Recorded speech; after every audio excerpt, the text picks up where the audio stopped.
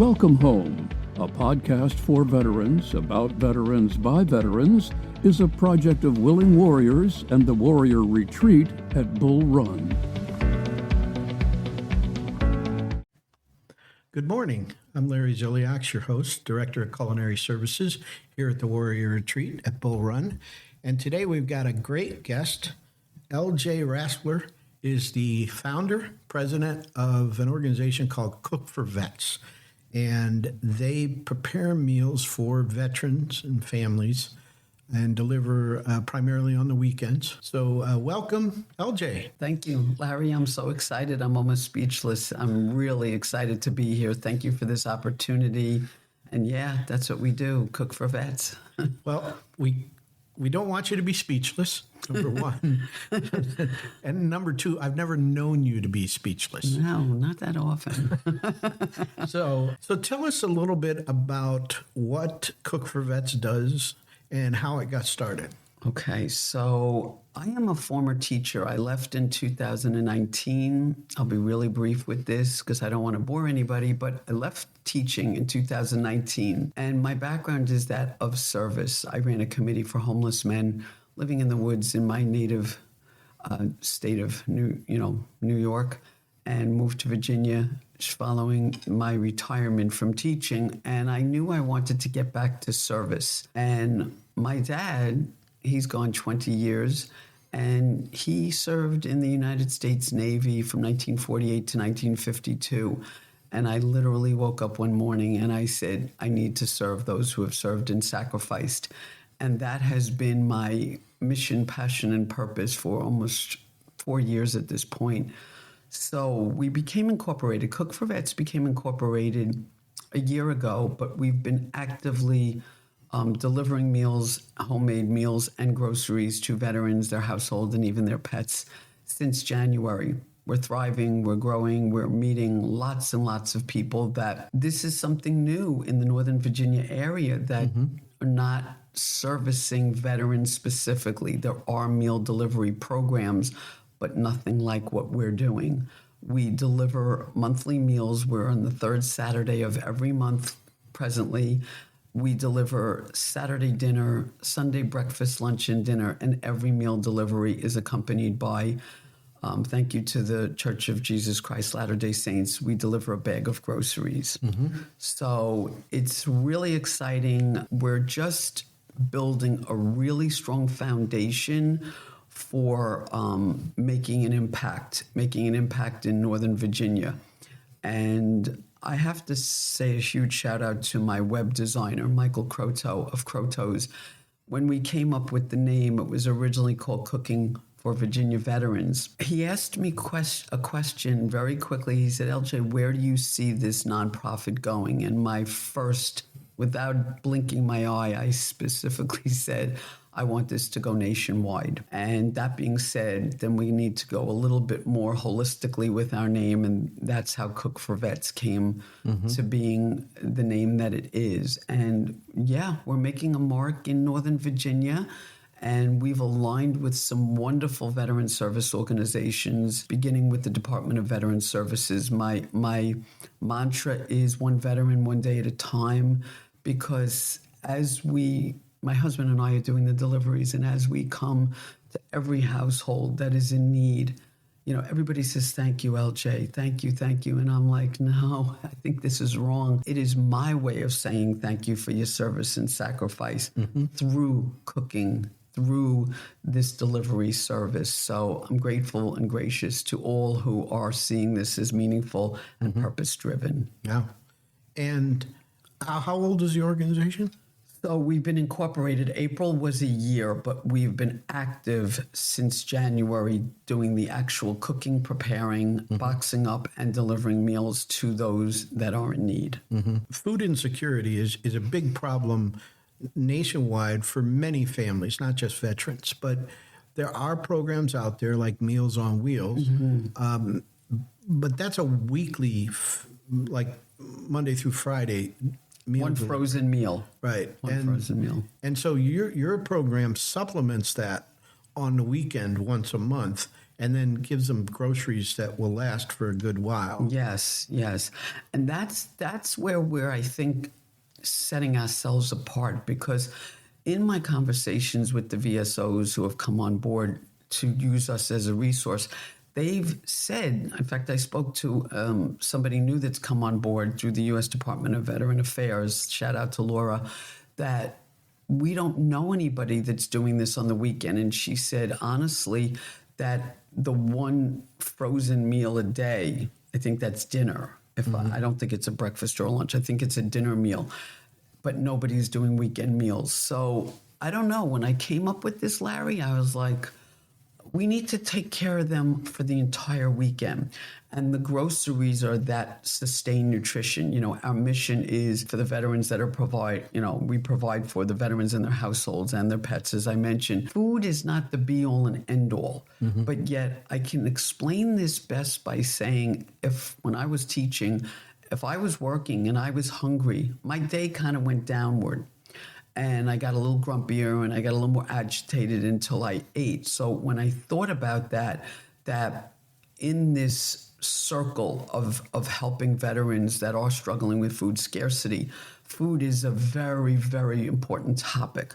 So if you go hungry for days without eating or having minimal sustenance, you're going to get depressed, you're going to feel anxious, perhaps you may lose your job or your job becomes in jeopardy, and it becomes a whole cyclical thing. So I feel that food is a very important part of that equation to making a difference in the lives of veterans that are struggling today. Sure. And we know that when you're hungry, your concentration, there's a lot of things that suffer.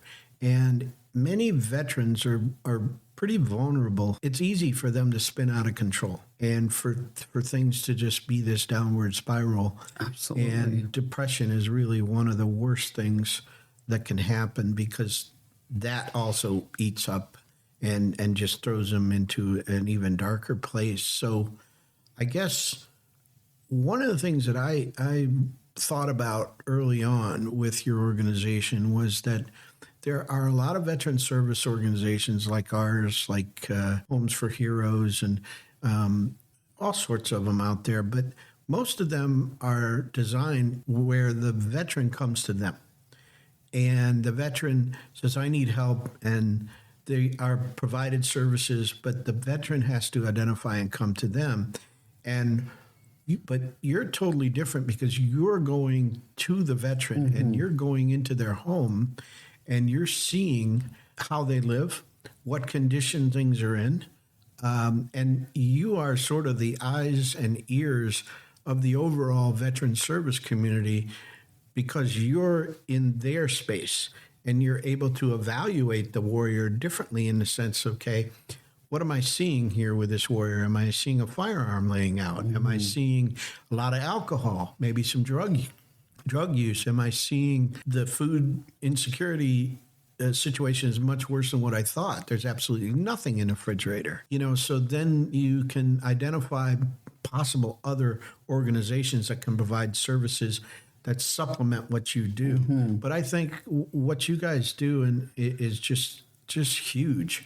It really, really is important to get a number of services to veterans and to kind of push them towards, or kind of move them towards, reaching out for other resources like the Virginia Department of Veteran Services, where they can pick up a caseworker and then somebody can work right alongside you to manage some of the other resources that they need. And I'm sure you see a lot. Oh, my God. And, Larry, you said something that is really speaking to me on every level, because I'm so in this.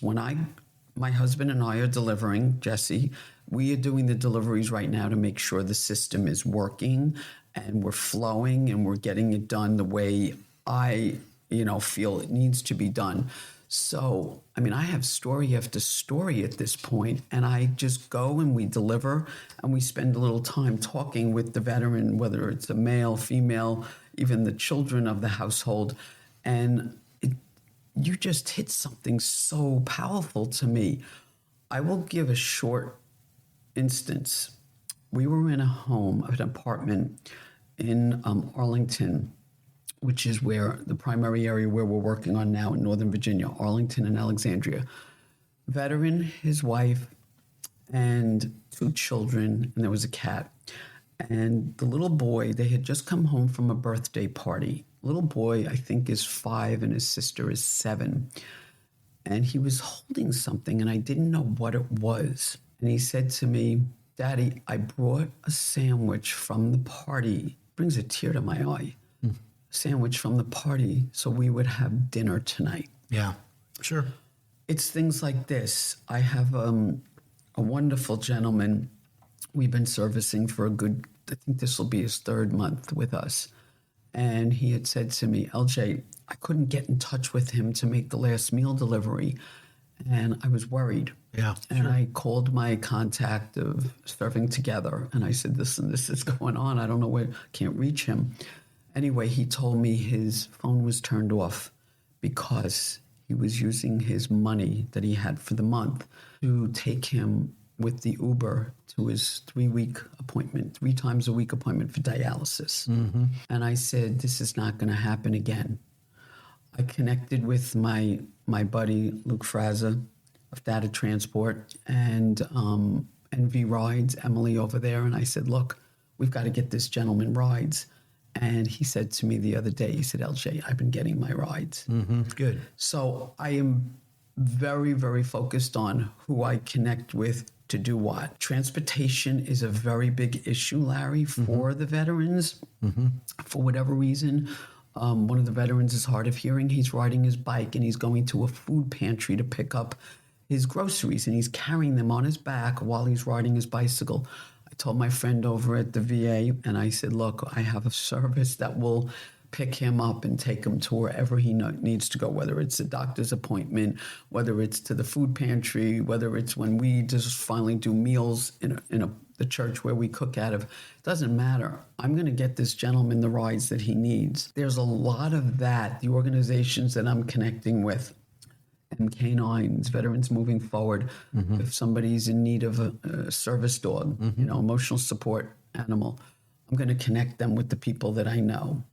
I'm grateful for all the organizations Serving Together, Department of Veterans Services, now the VA. My most recent connection is Operation Renewed Hope Foundation. They're doing amazing things. I just did the tour of the house they're going to renovate to provide permanent housing for a family. This is my goal, is to provide meals for thousands and thousands of veterans. That's my goal. But we do it one veteran, one day at a time. But through my efforts, I am aligning with so many people. Willing Warriors, I when I met you guys through the tour of the, by way of the VFW post last year, I mean, I became a volunteer here and I met you, Larry, and, you've become such a friend, you and Charmaine. It's these connections that, thank you, Charmaine. I said it today on my Instagram post. I said, thank you, Charmaine. I am following that thread. It's what I need to do to become credible in the community, to build that strong foundation so we can be that driving force for this meal program and more, as we move forward. And your experience has probably been very similar to mine. The Veteran Service Organization community wants to help. And when you reach out to them, they're more than happy to help you understand the dynamic of the community, who's doing what, how to get services for your organization or a veteran. It is amazing that there's no sort of turf war kind of thing. It's not, hey, we're doing that, just leave us alone, and we'll take care of that. It's really all about coordinating as many organizations and efforts as possible to bring services to veterans. That because the biggest problem out there is there's a lot of help, but veterans don't know how to get to it. They don't know it's there. They don't know how to utilize the resources. It's just a struggle for not only the veterans, but for the organizations to connect with the veterans. I think food is a great way. Food brings people together. Yeah, for sure. Yeah. I agree with that. And also, in thinking about the organizations that I've aligned with, Larry, you and I have talked about this. Trauma is such a big thing. And my friend, Sergeant Bob Bauer, who's a Warriors Hearts USA, he deals with trauma. He works with first responders. He works with veterans. He works with, ordinary people. Everybody has traumas, and that's the root of all of this. A lot of the veterans are too proud to ask for help. And this is what I'm learning. We have a veteran, I respect their privacy, who didn't want to come to the door. We delivered the meals, so I texted him, he got right back, and we left the food at his door.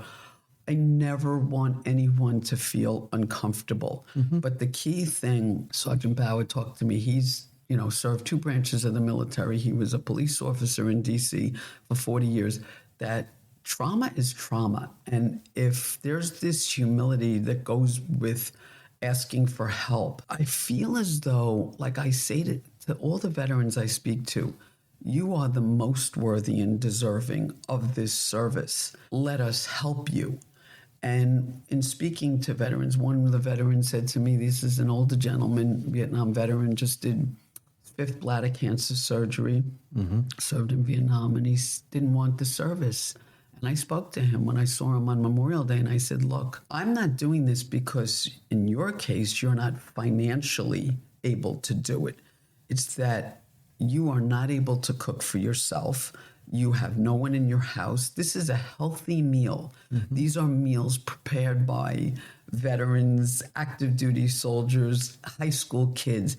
I take a lot of time in thinking about the meals that we cook, Larry, and they are healthy meals. That is my mission. We don't discriminate who we're going to give to. We provide for a wife of a veteran. She's a military spouse. Her husband passed away a number of years ago. She needs help. And that's what it is. It's about getting that nutritious meal and those groceries to sustain them. It's getting that. And I feel like, yes, I'm not on the receiving end, but nobody should be without a hot meal or a roof over their heads, right? Especially those who have served in sacrifice. So I use that as the fuel that drives me to do what I'm doing. And, I just want to keep serving everyone. And it's happening. It's unfolding as it should. But the more organizations that I connect with, we become a very strong force in scarcity. Yeah. And that's my primary goal. And so how many volunteers do you have now? I just had 4, 2 of them military. I just had 4 sign up since May 20th. So we have a total, I think, of about 42 volunteers currently. Right. And I always say to the volunteers, come when you can. We know everybody's schedule's busy. But I reached out to the local high school. I've gotten the high school kids involved. We do the bake sale together. In fact, one of my star volunteers, Catherine, she said to me, LJ, we want to start a Cook for Vets organization club in the high school. Wow. And I was like, you had to pick me up off the ground. I was like, what does that mean? What do we need to do? And she said, we want to recruit more high school kids. We want to do those bake sales. We want to get out more to the Falls Church community. So it's really exciting. And I want to say to Pastor James Page of Galloway United Methodist Church, who opened that door for me to cook in his church, and he believed in us. So I'm really grateful to Pastor Page, too, who, I called about 10 churches back then last summer, and I was like, he was the first person to call me back, and he said, yes, you called about a kitchen. And I said, yes, I did. And he says, well, I have a kitchen. And I was jumping for joy. I was totally elated. And they have that closet, which is part of our food pantry, but it's busting out right now. Yeah. And, Larry, I got to thank you for that contact, for the commodities grant through the Church of Jesus Christ. And they are super supportive. I just picked up our second pallet to stock our pantry.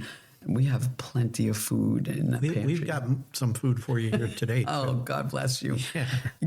It's aligning with the communities, because my next goal is to get organizations that we can provide like the proteins, the beef and the chicken, perhaps to start. And I have one of the veterans who offered to volunteer, and she has a vegetable garden. She said, "Oh, I can give you the produce for this summer."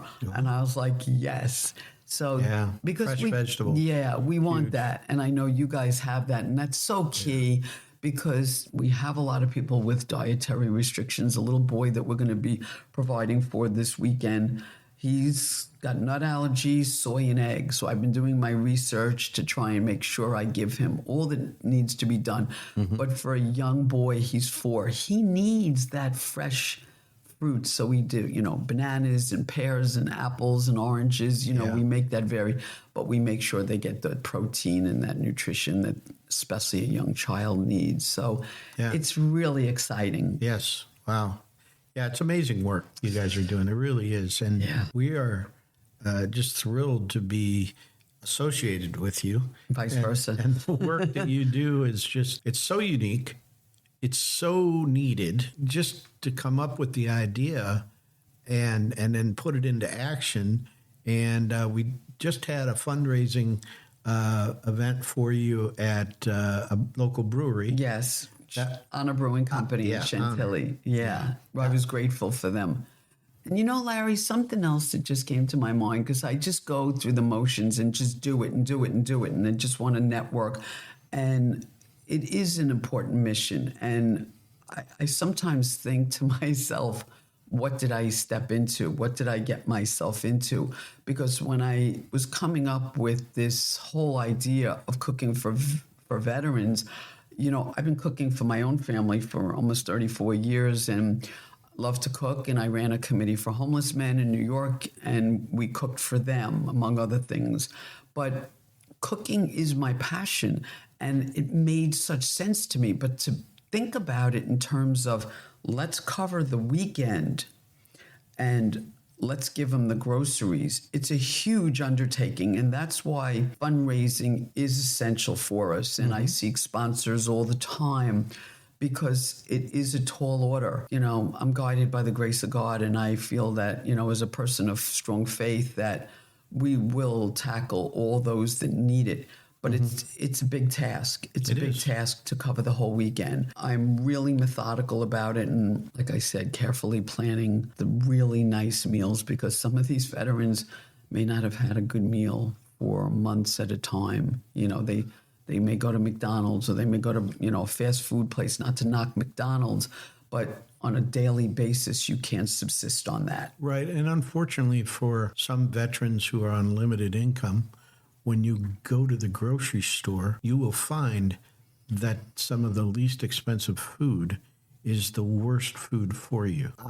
We had a warrior stay here, and they had left behind some items that they had purchased while they were here. And I looked at this bowl of noodles where you just add hot water to it, and the salt content was 1,682 milligrams of salt. Yeah. That's more than you should have in 3 months. But unfortunately, it's an inexpensive way to eat. So them having this healthy, quality food, hopefully also, will impact the choices that they make when they get groceries, and try to shy away from some of the things that are just not good for them, that aggravate their blood pressure and their cholesterol, and that just, affects other parts of their health. So it's so true. Yeah, it's really important that, nutrition is a component of bringing these really healthy meals to the veterans. I mean, it's just huge. Yeah. And when I was teaching, I used to teach Spanish and English as a second language. And one of the things I taught when I was teaching elementary school was the food pyramid. That's your basic food groups. You have your proteins, you have your carbohydrates, your fruits, your vegetables, your grains, et cetera, et cetera. And I have this very strong understanding of how do we supplement the adults and the children. Yeah, the children need a different type of diet, and they need different type of food, and they're probably not getting that. They're definitely not. And I'm very conscious of that as a person who's raised 3 children and, they've had good meals. So we march to a different drummer perhaps than other organizations, but it's a work in progress. Yeah, well, it always is. So how do people get in touch with you? Our website is cookforvets.org. Okay. Excuse me. I'm on social media, Instagram, YouTube, TikTok, Facebook, LinkedIn. My son, who's my treasurer, said to me, "Mom, you need to get all out there." So that's what I do. He wasn't kidding. No, we cook for vets, and we're spreading the word. Raising awareness is key for us to do.